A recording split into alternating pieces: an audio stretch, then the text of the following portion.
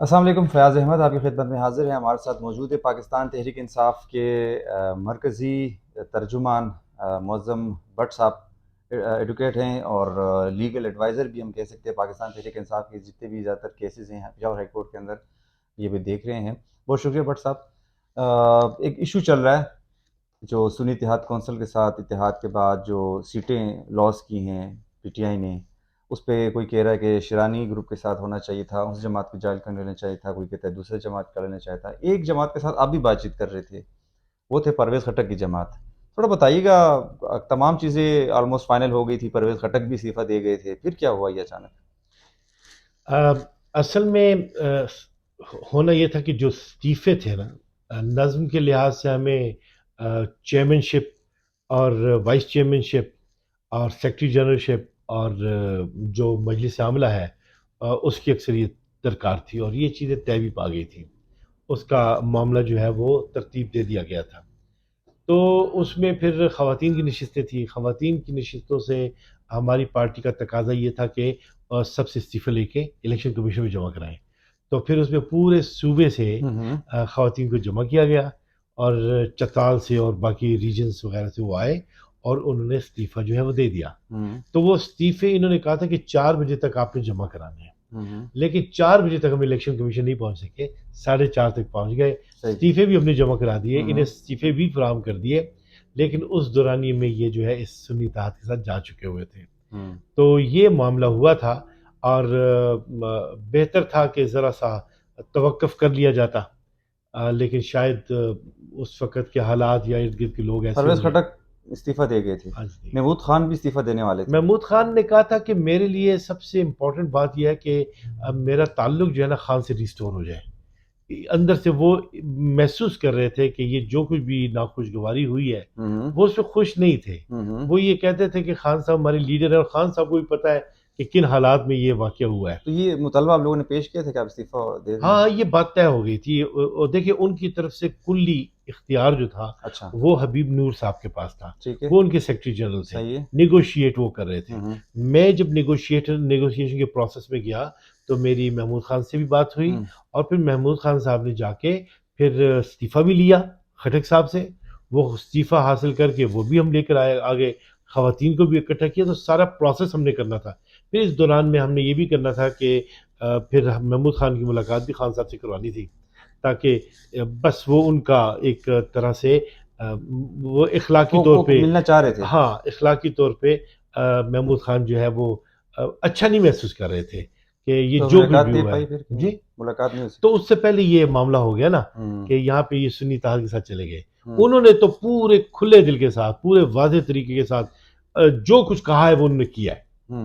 تو یہ ترتیب تو ان کہاں کی طرف سے پر تھی۔ یہ کوارڈینیشن کا فقدان تھا، یا کچھ لوگوں نے جان بوجھ کر یہ فیصلہ کیا نہیں پارٹی کے اندر؟ نہیں، میں سمجھتا ہوں کہ ایک تو شاید آپ سمجھ لیں کمیونیکیشن پراپر نہیں ہوگی، چونکہ مختلف افراد مختلف جگہوں پہ اپنی صلاحیتوں کو استعمال کر کے آپشنز پہ کام کر رہے تھے، ہر کوئی اپنی اپنی جگہ لگا ہوا تھا۔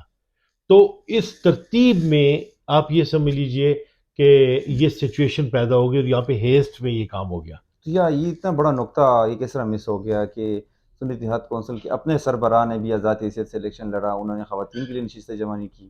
کیا اس کے بارے میں نہیں سوچا گیا تھا؟ میں شیر افضل مروت تو پھر ٹھیک ہے اپنی جگہ، وہ جو کہہ رہے ہیں۔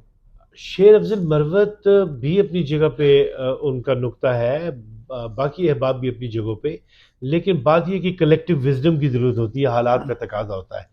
مثال کے طور پہ اگر بیرسٹر گوہر جو ہیں وہ چیئرمین ہیں، پارٹی کے سربراہ ہیں، تو ظاہر ہے وہاں سے بات آنی ہے، یا پھر عمر ایوب صاحب ہیں، وہ سیکرٹری جنرل ہیں پارٹی کے، ان کی طرف سے بات آنی ہے، اور وہ اسد کیسر صاحب ہیں، بات چیت کا اختیار جو ہے انہیں بھی خان صاحب نے دیا ہوا تھا، تو ان کی طرف سے بات آنی تھی۔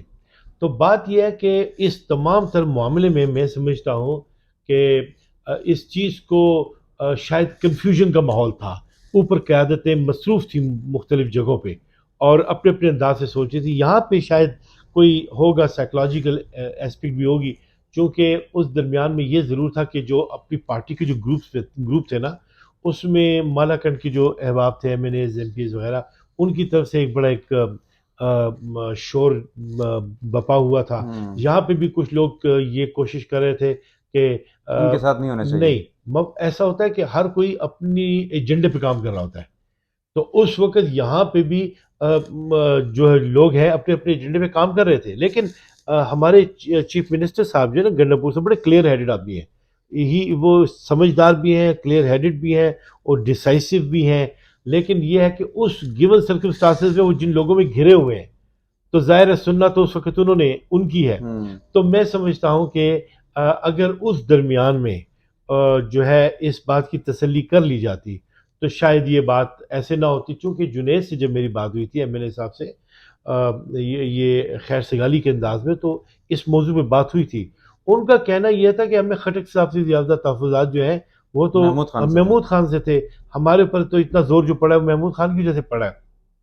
لیکن ہمیں اگر یہ پتہ چلتا کہ معاملات اس نہج پہ جا رہے ہیں تو بات یہ ہے کہ اس سے زیادہ اچھی آپشن ہی کوئی نہیں تھی ہمارے لیے.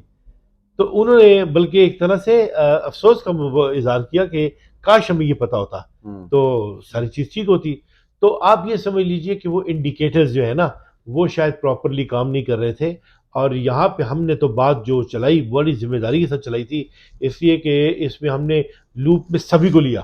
یعنی اگر علی امین گنڈاپور صاحب ہیں ان سے بھی بات ہوئی، اسد کیسر صاحب ہیں انہوں نے بھی سرپرستی فراہم کی، سواتی صاحب ہیں وہ بھی اس میں انوالو ہوئے اور باقاعدہ ہماری کمیونیکیشنز موجود ہیں یہاں پہ. اور پھر ہم لوگوں نے کیا بات چیت کو آگے لے کر گئے. اس پہ پھر شاداب جعفری صاحب آئے، شاداب جعفری صاحب نے حامد خان کو بھی کنیکٹ کیا. کور کمیٹی میں بھی یہ بات چلی. بلکہ ایک سٹیج تو یہ تھی کہ پی ٹی آئی پی کی جو لیڈرشپ ہے نا عہدے جنہوں نے لینے تھے وہ بھی انہوں نے آپس میں طے کر لیے ہوئے تھے کہ چیئرمین کون بنے گا، وائس چیئرمین کون بنے گا، جنرل سیکرٹری کے لیے کیا انتظامات ہوں گے، کونسل میں کون آئیں گے. تو یہاں تک جو ہے بات یہاں پہ ہو چکی ہوئی تھی. لیکن یہ جو ہے سرعت میں کام ہو گیا اور اس کے ذمہ داری جو ہے نا وہ شاید اس وقت میں چونکہ دباؤ بھی تھا ہمارے محترم علی امین گنڈاپور صاحب کے اوپر، اور یہ سنی اتحاد والے بھی ادھر بیٹھے ہوئے تھے اور یہاں پہ بھی پارٹی میں ارد گرد جو ان کے اس وقت لوگ یا تھے تو انہوں نے بھی ایسا ماحول بنایا تھا کہ جی آئی مین ٹو سے کہ دے پلیڈ ان سچ اے وے کہ انہیں نظر آیا کہ ان کے ساتھ اتحاد. لیکن انہوں نے یہ نہیں سوچا کہ وہ کسی لیگل ایکسپرٹ کی اس وقت میں رائے لے لیتے کہ جناب کیا اس اتحاد سے ہمیں نشستیں مل جائیں گی. میں سمجھتا ہوں کہ اس جانب ان کا دھیان نہیں گیا.